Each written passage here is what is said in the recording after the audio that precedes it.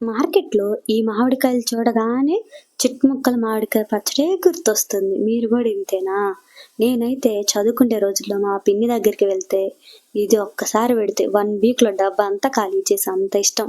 అందుకని చెప్పి మా పిన్నినడిగి ఈ పచ్చడి నేను ట్రై చేశా. పర్ఫెక్ట్‌గా వచ్చిందండి. పర్ఫెక్ట్ కొలతలతో ఎలా చేసుకోవాలో తడి లేకుండా తుడుచుకొని ఇలా చిన్న ముక్కలుగా కట్ చేసుకోవాలి. నాకిక్కడ 4 గ్లాసుల మామిడికాయల ముక్కలైతే వచ్చాయి. అర గ్లాసు ఉప్పు, అర గ్లాస్‌కి పైగా కారం, పావు కప్పు ఆవపిండి, పావు కప్పు మెంతుపిండి, వెల్లుల్లిపాయ 15 వరకు వేసుకొని మొత్తం కలుపుకొని పక్కన పెట్టేసుకోవాలి. ఇప్పుడు పోపును రెడీ చేసుకుందాం. మామిడికాయల ముక్కలకి 2.5 కప్పులు ఆయిల్ వేసుకోవాలి. ఎండుమిర్చి, 2 టేబుల్ స్పూన్ ఆవాలు, గుప్పెడు కరివేపాకు, కచ్చా పచ్చగా దంచుకున్న వెల్లుల్లిపాయలు వేసుకొని స్టవ్ ఆఫ్ చేసుకోవాలి. మామిడికాయ ముక్కల్లో వేసుకొని కలుపుకొని ఒక రోజు అలానే వదిలేయాలి. మరుసటి రోజు తీస్తే ఆయిల్ పైకి వచ్చి పర్ఫెక్ట్ గా సరిపోతుంది. ఇప్పుడు ఒక గ్లాస్